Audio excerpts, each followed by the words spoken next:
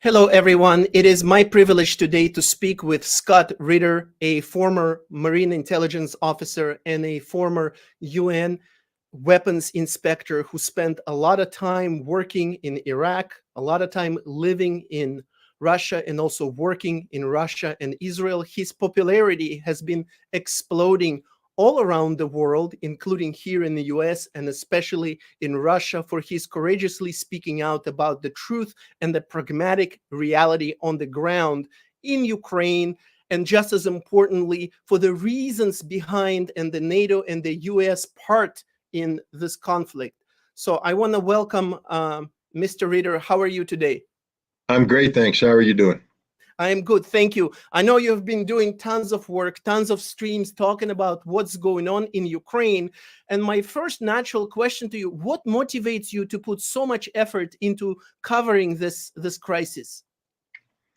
Well, I mean, to be honest, when I've been covering this crisis before it became a crisis. I have what I call my day job, which is doing geopolitical analysis for a organization called Energy Intelligence Group, and I write for them, weekly, and then monthly I write columns.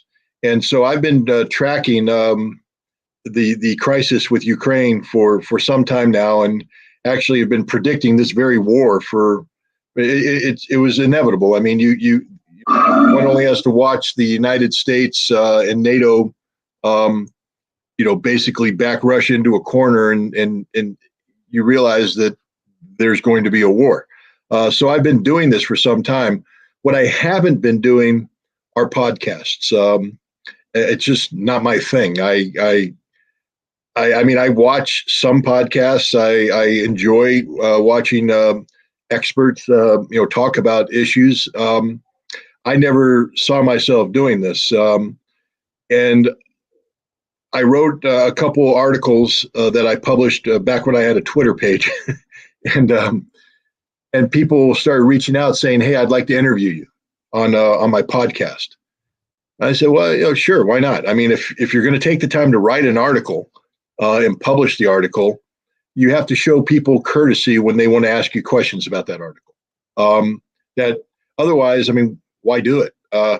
And so I said, "Certainly, I'll do that." And I think my position was seen as being against the mainstream, and some people found that to be a breath of fresh air, I guess.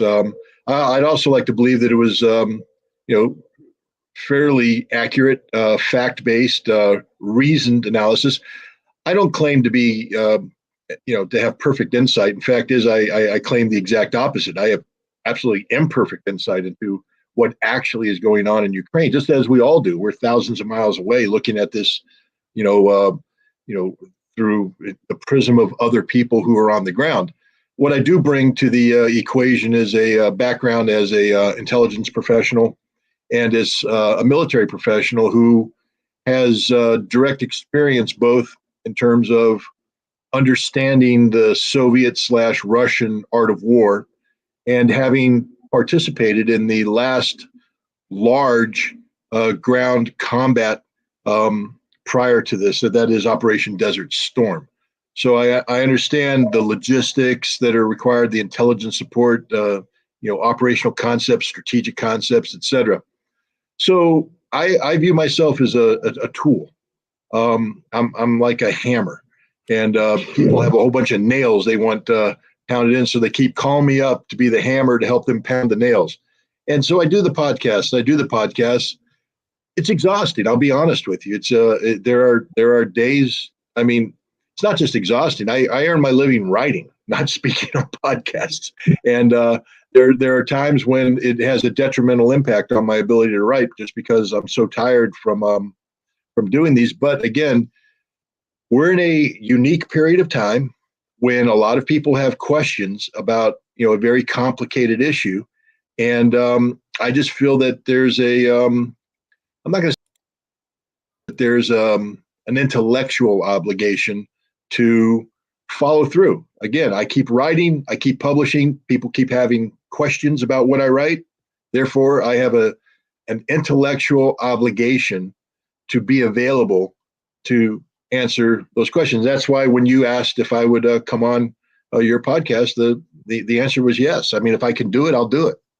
I very much appreciate it. And I don't want you to say the same things that you've been saying for many days, with which many of our viewers would be familiar with, about how the Russian army will necessarily and inevitably dominate the Ukrainian army, and about the role of NATO and the US in inciting what's going on, and instead of trying to put out the fires. I'm going to ask you slightly different questions.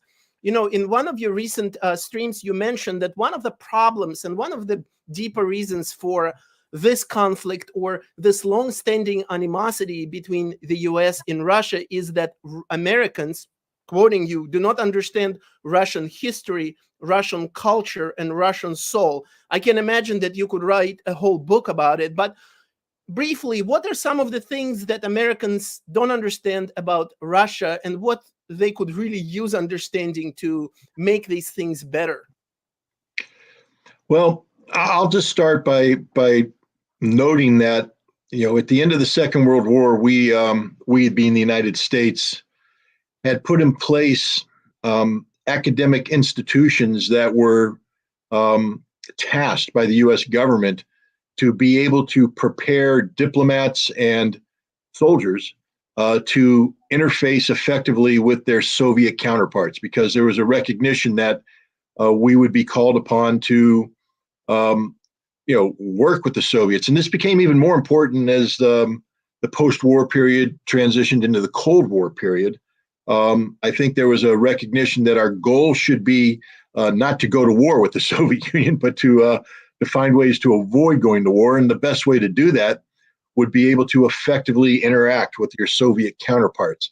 Now, to do that, you have to be trained properly.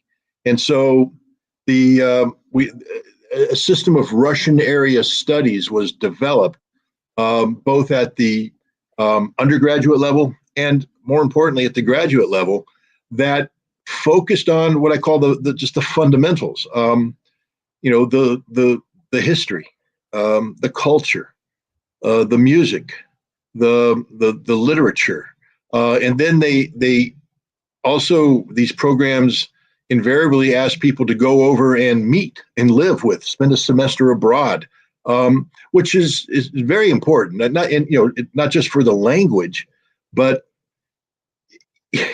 in the Cold War, and I was guilty of this. I mean, I grew up overseas. I grew up in Germany and Turkey during the Cold War. I mean, right there on the front lines. My dad was an Air Force officer. People can chuckle about it today, but kill a commie for mommy was literally what we believed in. I mean, I was raised to kill a commie for mommy. I was better dead than red.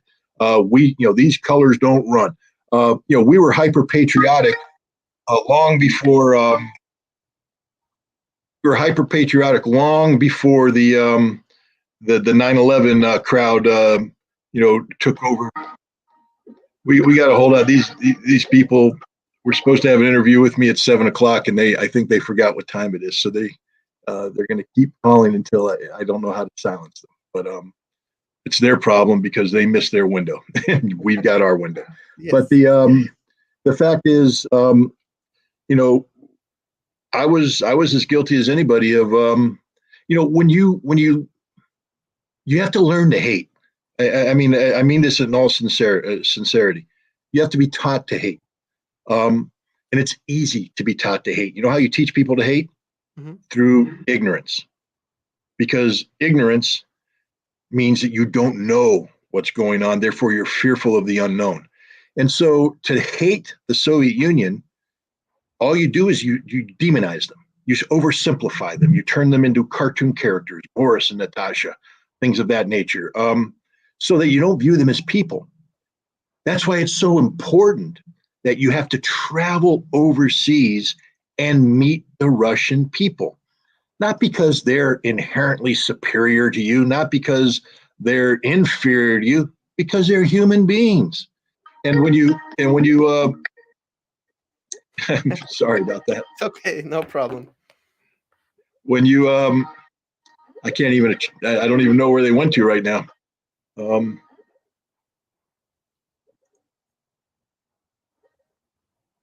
There we go. We'll just shut that down. And okay, do I still have you? Yes, sir. Okay, because my camera, whatever, Matt. There we go. I apologize. I'm No problem. they're calling me It for. happens. But the point is, the you got to meet these people because you find out they're humans. You find out they actually, first of all, they put their pants on one leg at a time, just like you do. They if they're guys, they like girls. I mean, that's sort of a unifying principle for especially military men. You sit there and you both go, "Wow, that's a good looking girl." Now, I know that sounds very sexist, and it is, and I don't want to overemphasize that, but what I'm trying to say is we're all humans. Guys are guys, whether you're a Russian guy or an American guy. Gals are gals, whether you're a Russian gal or an American gal. You like the same things. We find out that the only real barrier for us is the language. And if we can learn each other's language, we can work through that barrier, and we realize we're really the same people. We might have different governments, but the one thing we all agree on is that governments tend to be problematic. We're never happy with our government, and so so we did that back during that period of time, and that was the approach that I took. That was the approach that I took in trying to learn about Russia and the in the studies, and that's how we trained our officers.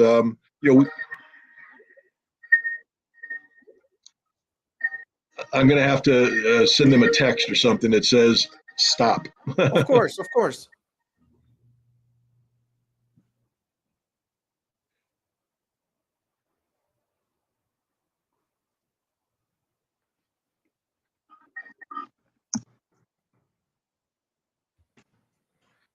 Oh. Okay.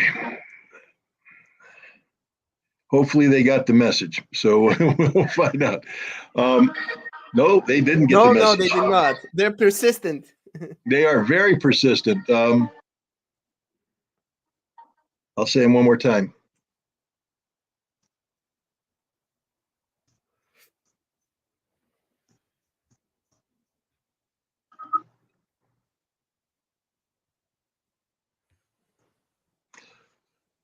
Let's see if they can read. let me.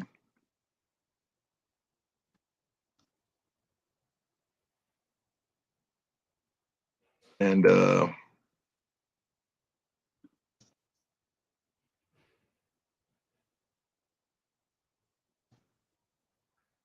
okay, there. I was very polite. It was Marine Corps typing, and we'll see.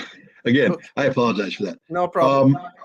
The so you have this program designed to immerse people into the culture, and it's important. I did that when I was in college. I studied history. I focused on Russian history. I took the language. Unfortunately, I played football and I drank beer at the same time, so my language skills were never very good. But I studied the literature. I studied the culture. I attended concerts, and trust me, American college guys who play football don't like to go to classic music, Russian music, listen to Tchaikovsky, but I did because that's how you learn. I did it with a focus, though. I wasn't trying to do this to learn to like the Russians. I still hated them. I wanted to kill them. It was the Cold War. I was joining the Marine Corps. My job was to close with and destroy the enemy through firepower maneuver. But I wanted to know my enemy. And then I had the opportunity to travel over there and live there for 2 years. And that changed everything. The fact is, they weren't my enemy. I mean, if ordered, I would have to do what I'd have to do. But these weren't people who I felt spent their every waking moment trying to hurt my country. These weren't people who were trying to hurt my family. They weren't trying to hurt me. They were trying to live their lives. And we were both living under the threat of imminent nuclear conflict that would kill us both equally. And we were working to eliminate these nuclear weapons. So So that's how I approached it. And I ended up marrying a Georgian woman. We have family in Russia. We have family in Georgia. We're in contact. When I was over there, I made friends with. I know we're not allowed to say that, but I've actually made friends with Russian people, and and I'm still in contact with them today. I care about these people. I'm sure they care about me, and that's important. But when the Soviet Union collapsed, something happened because during the times of the Soviet Union, we treated the Soviets as equals. They were our peers. Mhm. But when the Soviet Union collapsed, Russia stopped being an equal, and we started treating Russia like a defeated nation, like a defeated people. They were our lessers now. They were no longer equals. We treated them as lessers. And something happens in the mindset of people who are preparing to deal with this. First thing is they started shutting down the old Russian area studies programs, shutting them down. And the new programs that emerged weren't so much about learning about the soul and the character and the linguistics it was learning how to exploit Russia.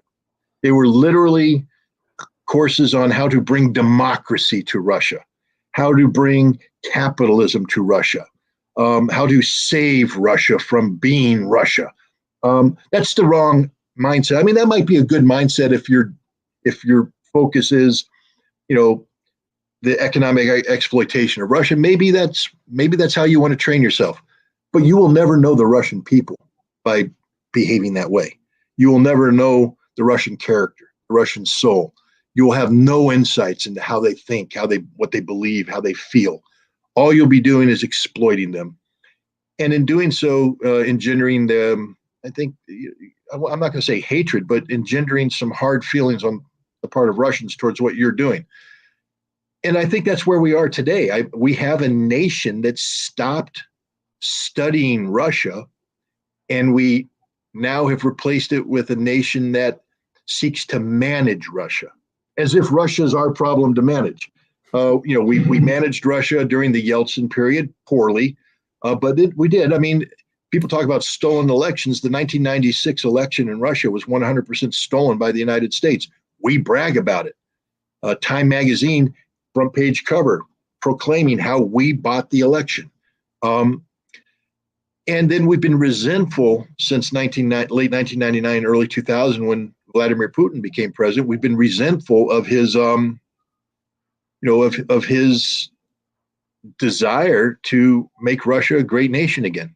There's nothing wrong with Russia being a great nation. It is a great nation. Doesn't mean it's the greatest nation. Doesn't mean it's better than America.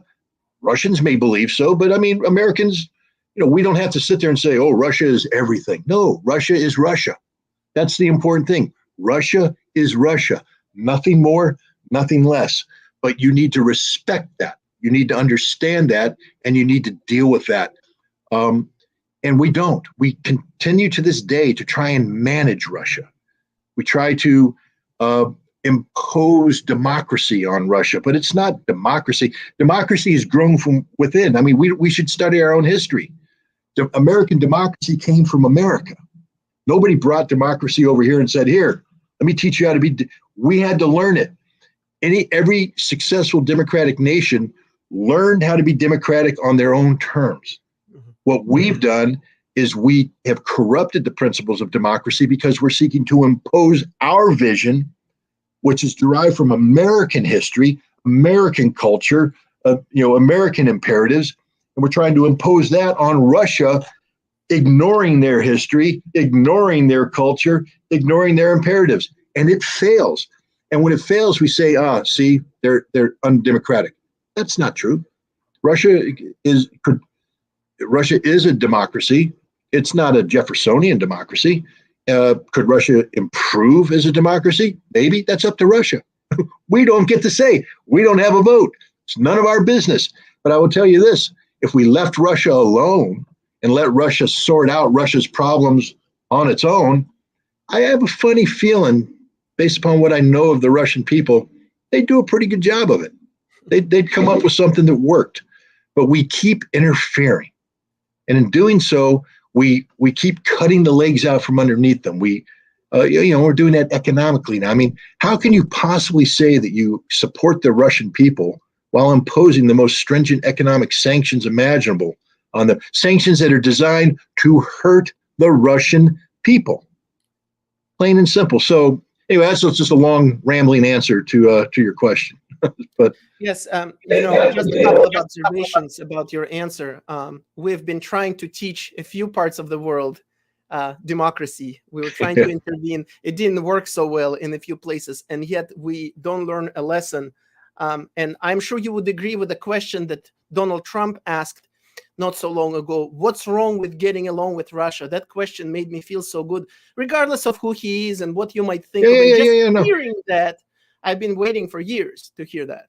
But it took somebody who is completely outside of the establishment to say that, because inside the establishment, you can't say that. You can't even hint at it. You can't even suggest it, because the establishment that exists today is not about getting along with Russia. It's about managing Russia, exploiting Russia. I've written about this in the past. I call this class of people who advise, administrations, past and present. I call them the Putin whisperers, because all they do is they run around and they whisper in the Putin. Putin is to blame for everything. Putin is evil. Putin is to blame. Putin is to blame. Putin is to blame. But the only thing they can do right about Putin is spell his name. They don't know anything about him. They grossly over exaggerate. He was a lieutenant colonel in the KGB. The last time I checked the KGB's chain of command, lieutenant colonels, while respectable rank, are still pretty low on the totem pole. And he was doing a job in, Berlin, East Berlin. He wasn't managing, policy for the KGB. Now, later he did. I mean, later on, he became the head of the FSB and all that. But my point is, they talk about him as if he's a, Zen spy master, as opposed to saying that he's actually a very intelligent man, a very honorable man who, if you want to really look at Vladimir Putin, I don't think you look at Berlin. I think you look at St. Petersburg. I think you look at his time working for the mayor of St. Petersburg, Sobchak, and look at how he behaved there. Talk to former American diplomats who were in St. Petersburg, people who were Americans who were over there with non-governmental organizations who met with Putin at a time when everybody else was corrupt. Putin was the uncorruptible. He didn't take bribes. He listened. I mean, people were stunned. They said that the one thing that separated him from others is how he listened to them when they spoke, and then how he asked relevant questions. I think that's the period of time, if you want to know who Vladimir Putin is, that's the time you got to focus on, because that's where he matured as a politician. Sure, you retain some of your intelligence past. I have. But, being a spy is just being a spy.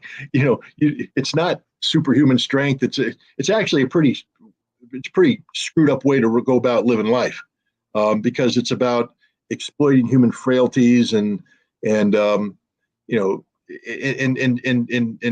working weakness into your strength. That's not the way people are supposed to operate. And so that's why I spend less time focused on, Vladimir Putin, the former KGB officer, and I spend more time focusing on Vladimir Putin, the honest politician in a sea of corruption. And I just wish people would do that. But instead, we have these Putin whisperers who have all written the same PhD, which said, Vladimir Putin, a study in authoritarian dictatorship. There it is. That's the paper they wrote, and that's it. Scott, what do you say to people, to those Putin whisperers who say, look, how can you call him this a democracy if Putin has been around for this many years, about 20 years, and he's still going to be in power until 2030 something? What do you say to them? Well, the first thing I say to them is, please go back and take a look at the 1990s in Russia. Please, before you talk to me about Vladimir Putin today, let's look at Russia post Cold War from 1992 to 1999, and Boris Yeltsin, our man, the guy we put there, the guy we sustained, and then talk to the average Russian about how much they hated that period. I'm not talking about the oligarchs who robbed Russia blind. I'm talking about the average Russian citizen, the retirees that saw their pensions go away, workers saw that they were working for nothing. The no economic opportunities. It was just a bad time for Russia. And so I say, okay, there's your baseline. So the first thing we have to say is Vladimir Putin's number one job wasn't to repair democracy. His number one job was to repair Russia, And he tried to do so. But how can you repair Russia when the entire time he was trying to implement new policies, he was being undermined by the United States, who was going in and using Russia's weakness to buy politicians to try and rather than let Vladimir Putin and the Russian government fix Russia, to try and fix it for him, to say, you're not good enough. After his first 2 terms in office, the one thing that again, I have not talked to Vladimir Putin, so I can't sit here and say I know what he was thinking. But my assessment is he took a look at the situation. He said, if I step aside, the West is going to come in here and we're going to get Boris Yeltsin all over again. We're going to go back to the 1990s.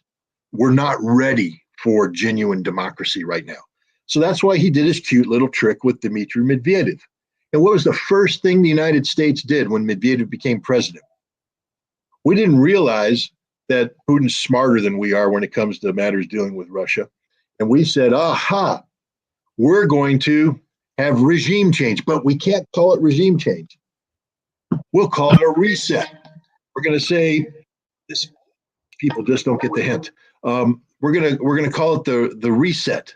We're going to go in there and we're going to woo Dmitry Medvedev. We're going to bring him over to our side, and we're going to make him push Putin out of the picture totally. That's called regime change. And our current president at the time was the vice president.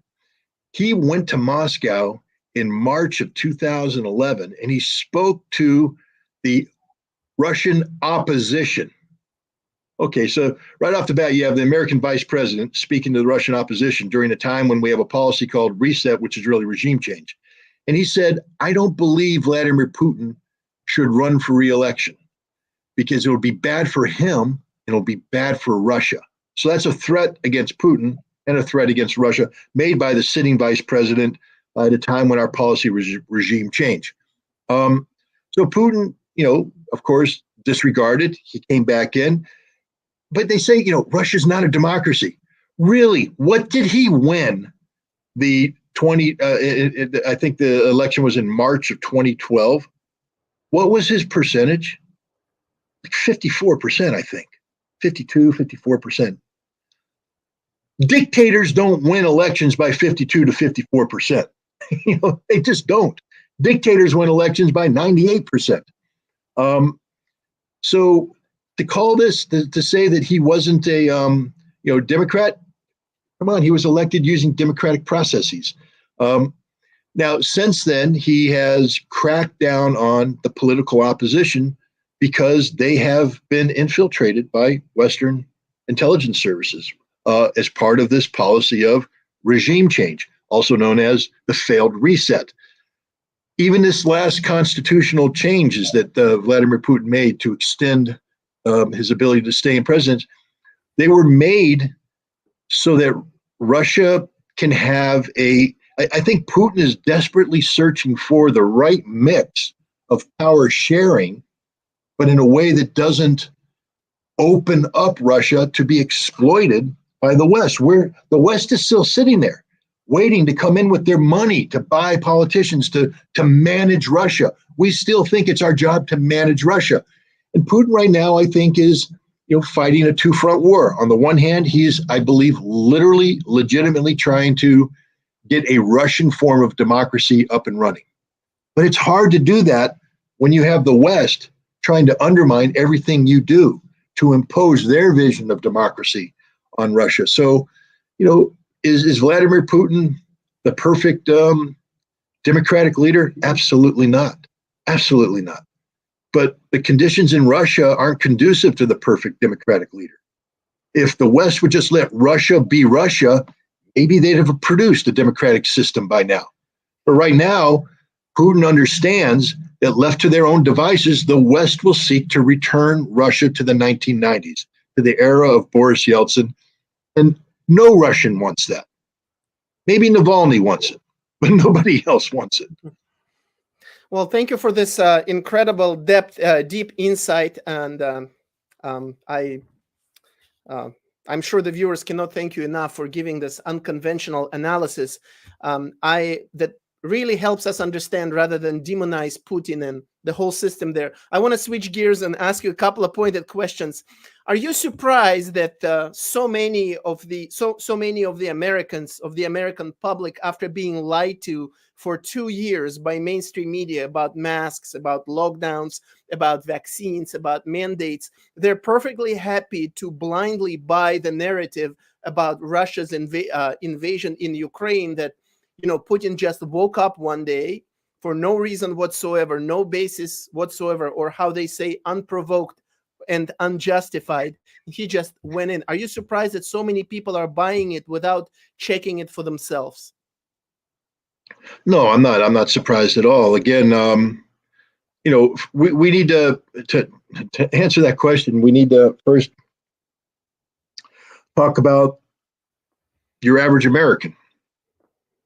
I'm not talking. Look, every time I say average American, I get immediate feedback from people who say, I'm not like that. Okay, you're not the average American then. I'm just talking about the average American who doesn't have a PhD in Russian area studies, who doesn't have a master's degree in Russian area studies, who doesn't even have a bachelor's degree in Russian area studies, who's never studied anything about Russia at all.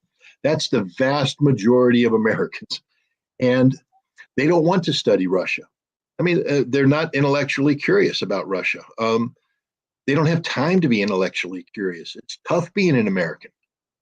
I mean, we have this thing called the American dream that everybody's chasing. The house, 2 cars in the garage, the perfect family. Everybody's chasing this dream, and very few are able to actually catch it. And when you do catch it, it's hard to hold on to. You got husbands and wives working, both fully employed. Sometimes they have to work 2 or 3 jobs just to make ends meet, so you can pay that mortgage, pay the car payment. By the time they come home, they aren't going to be going to night school to learn Russian, or study Russian area studies. They aren't going to, log on to the internet and study Russian. They're going to sit down in front of the TV after a dinner, and they've got about 30 minutes max where they're going to watch the news. But they don't, they just had a hard day at work. The last thing they want to do is think. They want to be entertained. So the purpose of the news media is to entertain them. Now, entertainment can come in several forms. I mean, you just look at movies. We got comedies, we got horror movies, we got dramas, we got military. So it doesn't mean that entertainment has to be laughs. War is the greatest entertainment there is. War is, people will tune in to watch a war every single time it happens. So they're entertained. Crime is a huge entertainment. So the more riots you have in the street, the more people are going to watch it on TV. That's just the way it is. If it bleeds, it leads. That's an old, TV say, or TV saying. So these people just don't have the time to learn this. They want to be wrapped in a cocoon of comfort. That's the American dream. Comfort. It's consumer-based comfort. I go out and buy things that make me happy. And I wrap myself in this. And as long as I can sit in my little cocoon of comfort and nobody bothers me, I'm happy. Now, when somebody comes in and bothers me, I get unhappy. That's why you saw in COVID, people got a little unhappy because it bothered their cocoon of comfort. but that was an immediate impact on their reality. Russia doesn't have an immediate impact. Even this, the energy prices right now, they call it Putin's tax, but it's not. It's Biden's bad policy. It's just all it is. It's bad policy on the part of an elected official. And the people that buy into the notion of Putin's tax means that they don't know anything about Putin. They don't know anything about Russia. They don't know anything about what's really going on. And this is the hard part, because here you and I are having this conversation. And I would bet that the people who watch this are not your average Americans. The people who watch this are actually people who have taken the time to taken their precious time, by the way, because time is a precious commodity, and they've taken their precious time and they've decided, this is how I want to spend my time, furthering my studies and furthering my knowledge about Russia. I joke about this, but I have some friends. We used to go to Monday Night Football before COVID came. Maybe we'll start doing it again. But back when I was doing the Iraq thing, and they were all like, oh, Scott, this is pretty serious stuff. I said, yeah, we may go to war. You guys might want to learn. Well, we don't have the time to put into it like you do. This was your life. This is what you did. So you got the knowledge, and so we're gonna trust you on that. And I said, okay, I understand that. Then we'd watch football, and the first thing, the coach calls a play, and they go, that's the wrong play to call. This was a 3rd down and 3. You don't send the fullback up. Statistically speaking, da da da da da. And I say, how do you guys know all this? Oh, well, we read the sports page. I said, so you've decided that learning sports trivia, sports statistics, is more important than learning about why America might go to war? The answer was yes, because that's what was important to them. That's what made their life complete, not the war in Iraq. And right now, today, we have people who, look, let's again be honest. Unless you're a Russian American or a Ukrainian American, this war doesn't impact you. It doesn't. It's entertainment. We want to turn it on. We want to see the sexy videos. We want to go, ooh, boom, the Russians fired another missile. Oh, boom, the Ukrainians destroyed a Russian tank. Oh, boom, a ship got sunk. Oh, boom, that's entertainment. We don't equate it to reality. We don't sit there and go, those are people suffering. I mean, look, people say, of course we do. No, you don't. Because if you did, then you'd get angry. If you got angry, you'd get involved. If you got involved, you get informed. And if you got informed, you'd realize the government's lying through their teeth about everything that's happening over there. And then you'd want to do something to try and change the policy. But instead, you just sit there and get entertained by this all. And that's what's happening. People are just getting entertained by the deaths of Ukrainians and the deaths of Russians. It is quite frustrating that people rise up and protest about things of some importance, relatively low importance, over and over. And yet when it comes to things of huge importance, of global importance, you see no uprisings, no protests of any kind. It's a little bit disappointing, but I guess such is the world, or such is the culture that we live in. Let me ask you a few more questions before we talk about your book, last but not least. You mentioned sanctions earlier. So many Western and US corporations instantly and seemingly permanently pulled out of Russia. Every clothing brand, every furniture brand, McDonald's, Coca-Cola, you name it. Now, we live in a capitalistic society, and we're used to criticizing those corporations for only caring about the bottom line and about the corporate profits. These companies were not ordered by any government to pull out. Why did they all gang up on Russia and pull out immediately? Why? I don't think there's even one single company that said, you know what, we're going to put politics aside and we're going to stay in Russia. We're just going to focus on making money. Like, what is behind this? Well, I mean, and again, I have to say, I'm not sitting on the board of directors of any of these companies, so I don't have personal insight. But what I will point out is that in America today, we have a what's called the cancel culture. And so we there's a knee-jerk reaction that if somebody is perceived about doing something that there's widespread agreement represents reprehensible behavior, that they need to be canceled. that we can have nothing to do with them. It's over. We see that in Hollywood a lot. When an actor gets drunk and says some stuff, suddenly we're not watching his or her movies anymore. We cancel them out. In the case of Russia, we've been demonizing Vladimir Putin in Russia for a long time now. I mean, literally, he is a cartoon character that's been turned into, the world's most evil man, and we've done that with the Russian people too, because, think about it for a second. If Vladimir Putin's the most evil man in the world and he's been there for 22 years, what's that say about the Russian people for allowing him to continue? They must be evil too. They must be bad people that we can't do business with. We have to cancel them. And so that's what's happening. And I believe that many of the decisions that are being made by these companies are business decisions, because as big as the market is in Russia, it's bigger over in the United States. It's bigger in Europe. And if they stayed in Russia, they could get canceled altogether in the United States and Europe. So this was a hard-nosed business decision, which is, we're not going to do the right thing, meaning that we're not going to stand up and say, hey, look, we've been over here working in Russia for 2 decades now. The Russian people are A-OK. This is a policy disagreement with, now you get to meet my other dog there, barking in the background. But it's a policy disagreement. But maybe we'll pause right now because of sanctions. But we plan on coming back because this is a good market. These are good people. These are good customers. This is what we want to do.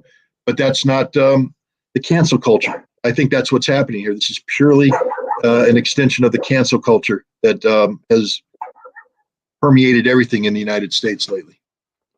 To focus a little bit more on this Russophobia and hate for Russians, what is really behind this bipartisan warmongering? Let's go to war. Let's give more weapons. Let's fight Russia till the last Ukrainian soldier. Is it really only coming down to the military-industrial complex and making money? Are politicians really willing to take the risk of escalation, World War III or whatever, just to make an extra buck? Or is there more? No, I don't think. I personally think that the issue of making an extra buck. Come on, we don't need to bark. Making an extra buck. I think he's barking at you, but he's a brand new puppy. We just got him, so he's learning the whole house and he's learning everything.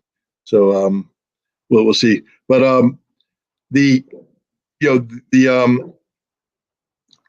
military-industrial complex is about making money. It's just like any business. It's about making money. But they make money off of U.S. taxpayer dollars that are allocated by Congress. So let's stop pretending that this has only to do with Lockheed Martin and Raytheon.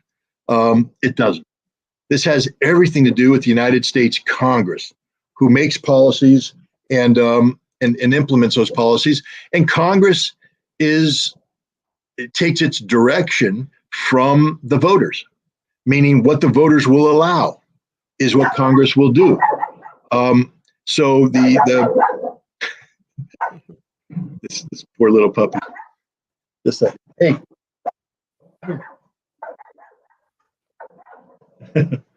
But no, so I'm not one of these people that puts all the blame on the military-industrial,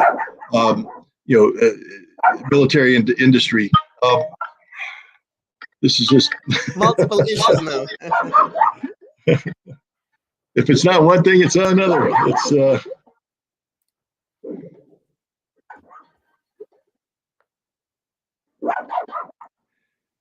but come on, buddy. Come on.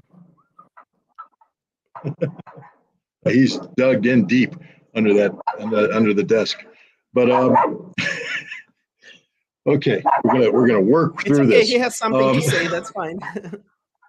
Pardon? Maybe it's his objection. Maybe he is challenging you on your ideas. I think he is. I think he's telling me that I have to go do my research. But the point is, I don't think this is about just military industry. I don't think this is about making money. This is about stupidity and ignorance. First of all, the United States is very much a nation that has war in its DNA. We've been at war for the vast majority of our history. We worship war. We worship our military. We put our military on a pedestal. We treat them all as heroes. And people say, well, they are heroes. Not really. Some people do heroic things, but simply joining the military does not make you a hero. It means you took a job. You get trained to do that job. But we feel that we have to make everything about the red, white, and blue, glory, charging the hill, hoorah, let's go. Everything has to be that dramatic moment. Every moment has to be that dramatic moment. Every conflict has to be about that Hollywood imagery and all that stuff. And we don't focus on what war really is. It's about people killing people. That's it. That's all war is about. It's about. So why are they all supporting this? Why do they all? Because they don't understand that. They only watch it on TV. They watch it in the movie theater.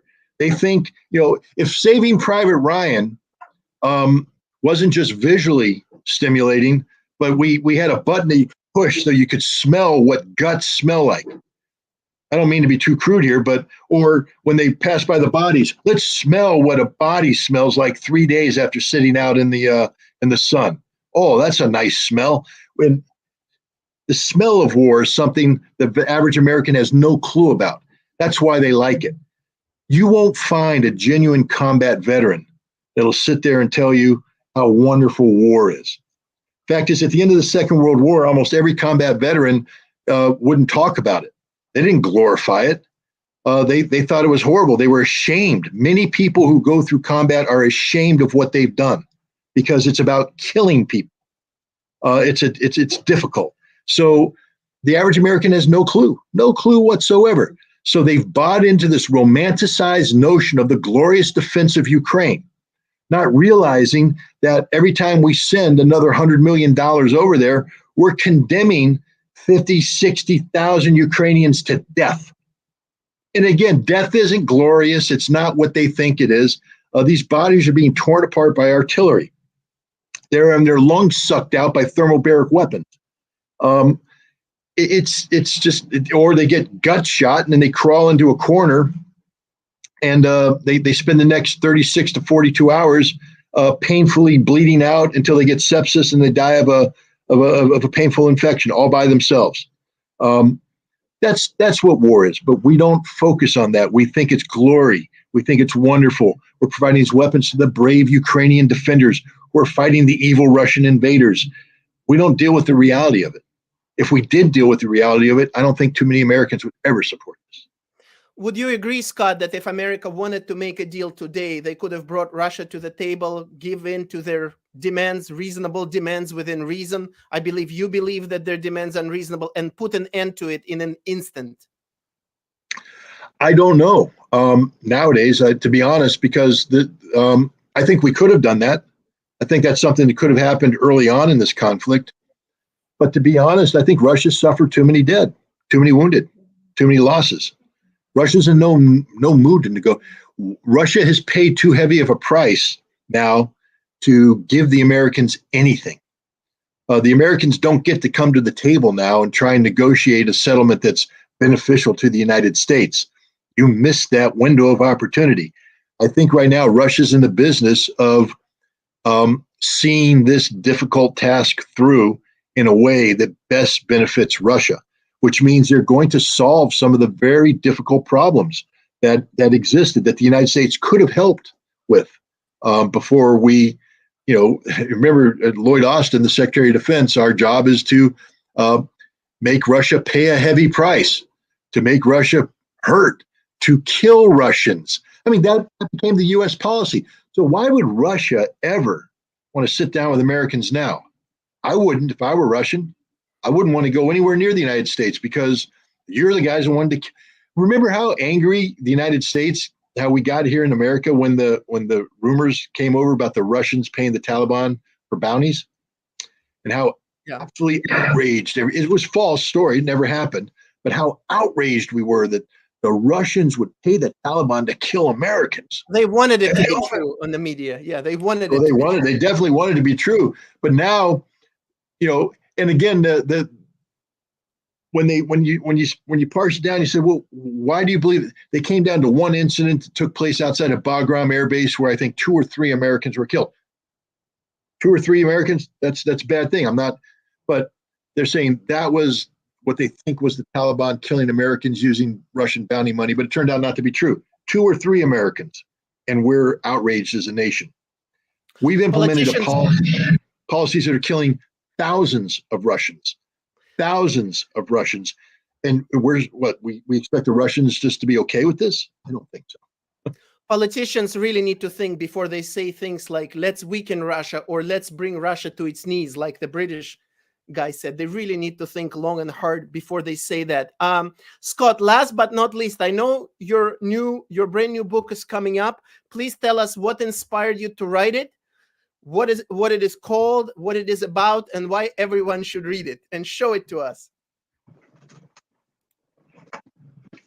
Well, there it is. That is the book. It's called Disarmament in the Time of Perestroika, Arms Control in the End of the Soviet Union. What inspired me to write this? Living the life as an inspector. I mean, I think, when you look, I'm 60 years old now. So when I look back in time, and look at the friends that I've acquired and accumulated over time, the period of time that I was a weapons inspector in the former Soviet Union was one of the best times of my life. It was one of the best jobs I ever had. It was an adventure. It was an adventure that I performed with my fellow Americans, but it's also an adventure that was done in concert with my Soviet counterparts. And it was an adventure that had consequences. I don't think people today understand what it was like to live in the 1980s under the threat of imminent nuclear annihilation, where we had these nuclear weapons. The Soviets had their SS-20 missiles, 3 warheads each, that threatened Europe with instant, annihilation. We responded by deploying ground-launched cruise missiles, the Glickums, and then the Pershing IIs. Pershing IIs that, if launched, could hit Moscow within 7 to 9 minutes of launch, reducing the Russian response time, so that if there was an accident and we accidentally launched a missile, Russia wouldn't understand it was an accident. Russia would just hit the button, fire everything, and the world ends. That was the reality of the 1980s. And Ronald Reagan and Mikhail Gorbachev were able to sit down and say, we need to bring this madness to an end. We need to get rid of these weapons. But they didn't just get rid of the weapons. How do you do it in a way that people have confidence that you got it done? Prior to that, arms control verification was done using satellites almost exclusively. But satellites weren't good enough. You couldn't ascertain to the degree necessary to have confidence that somebody wasn't cheating. So they needed the human element. They needed to put inspectors on the ground. And so what we were doing was, for the first time in history, inspectors were going on the ground in a reciprocal fashion. They had Soviet inspectors in the United States. We had American inspectors in the Soviet Union working in a cooperative fashion to get rid of these weapons.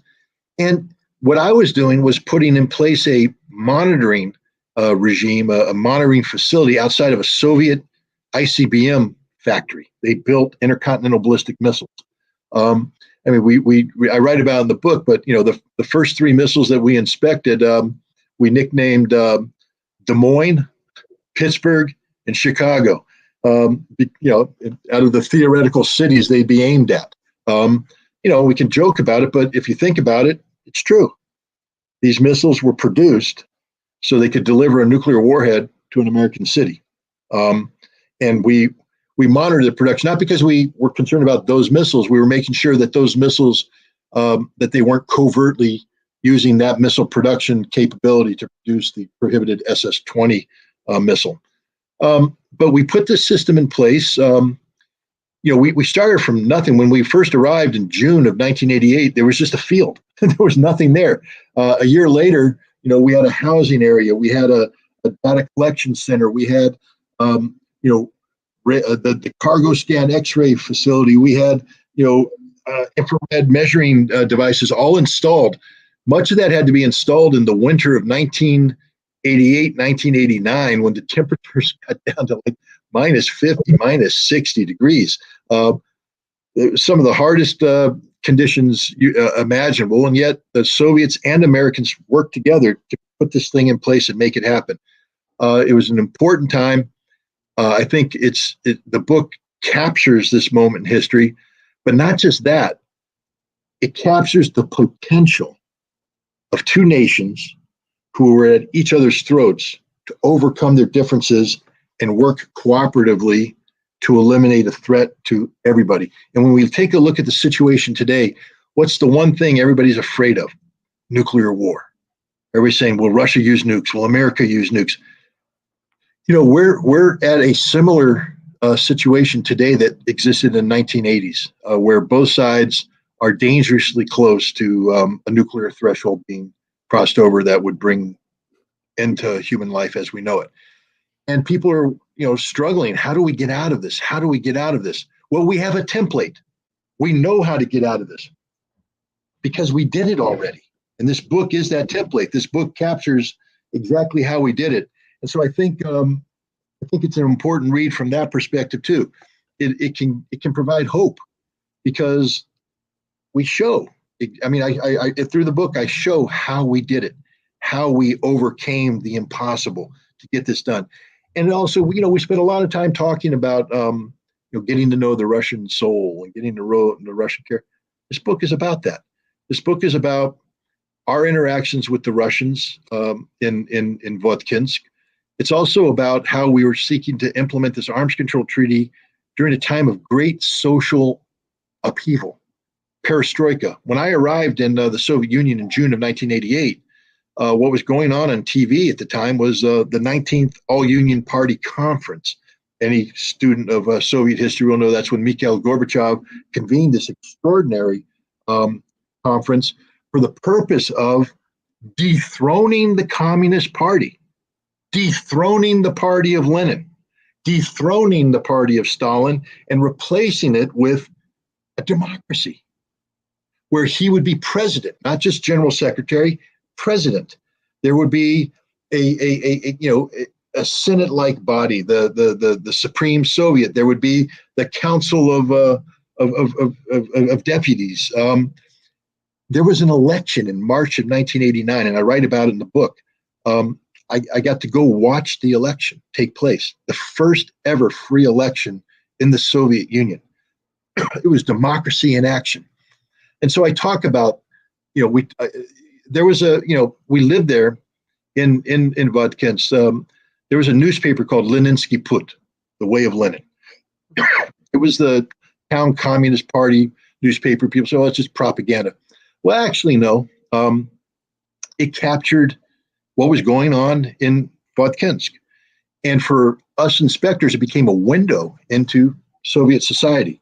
We subscribed to it. We read it. We learned about the problems. And the beauty of it was, as perestroika advanced, as glasnost, openness advanced, the newspaper advanced with it and started to be more probing about what the real problems were in Soviet society.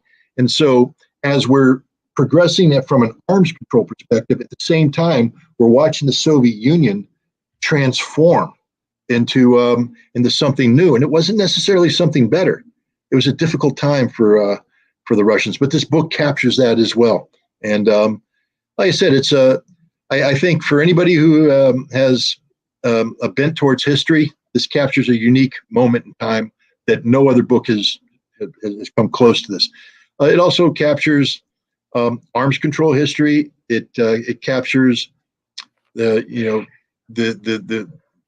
nuclear policy. It's also a human story. I think you when you read it, you'll see there's a lot of humor in there, because when you go through difficult times, there's some you got to find humor in what you can. So I think it's an entertaining book, and I've been waiting. You know, the reason why it's coming out this year is I think on in December 8th is the 35th anniversary of the signing of the Intermediate Nuclear Forces Treaty. I wanted the book to come out now. It's taken me 35 years to write this book. You know, I couldn't write about it while the treaty was still alive, as we know that you know, Donald Trump withdrew from the treaty in 2018 or 2019, I believe, August 2019. So there is no treaty anymore. And as soon as that happened, I was liberated to write this book, because now, you know, I'm not bound by a treaty restriction on talking about treaty things.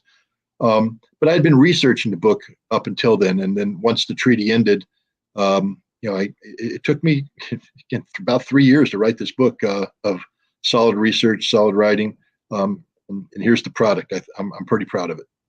Well, Scott, I ordered my copy, pre-ordered my copy, and I want to thank you for this discussion. And for our viewers, I want to second your recommendation. You know, traveling to exotic islands and beaches is wonderful, but often traveling to a controversial place such as Russia or maybe Israel or West Bank or even Iran and other places, to the extent it's reasonably safe, can be more enlightening and more illuminating and more satisfying on so many levels than any beach vacation. I'm sure you would agree with me on that. I agree with you 100%.